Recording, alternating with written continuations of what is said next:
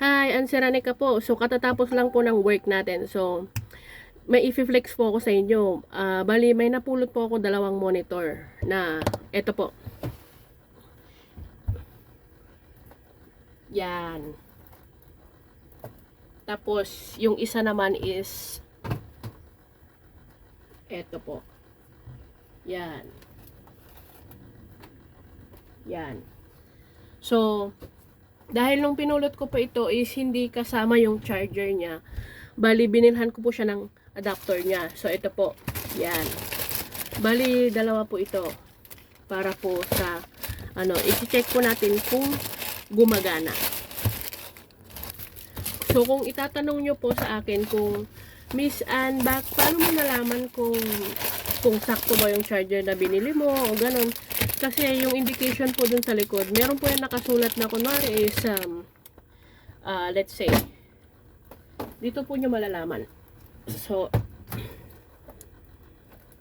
ayan po, may mga nakasulat po dyan sa likod.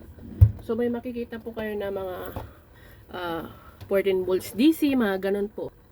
Pero mas maigi na lang po na itanong nyo na lang po sa marunong mag-repair sa inyo. So, para hindi po kayo mapagastos. So, ayan po. So, ayan po is, kung makikita nyo po, malabo. Ba't ganun malabo? Basta, ano po, 14 volts DC. So, yan, tetesting ko po. Sasaksak ko siya dito. Ayan pa siya.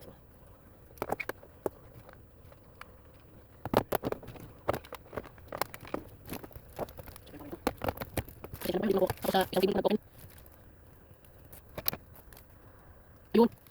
Ayan, kung makikita nyo po is yan. Gumagana po.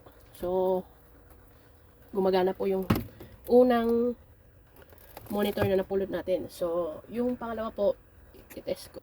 So, ito na po yung pangalawa. Bali, may lang po yung cable ng adapter niya. So, kailangan ko po siyang, ayan, umiilaw po. Paano ba siya yun? Doon pala sa silong yung button. Ben lang press ba?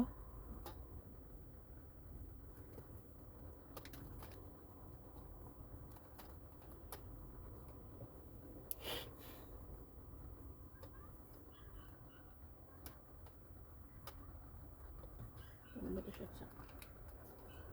Parang hindi nagana. Ano ka ba?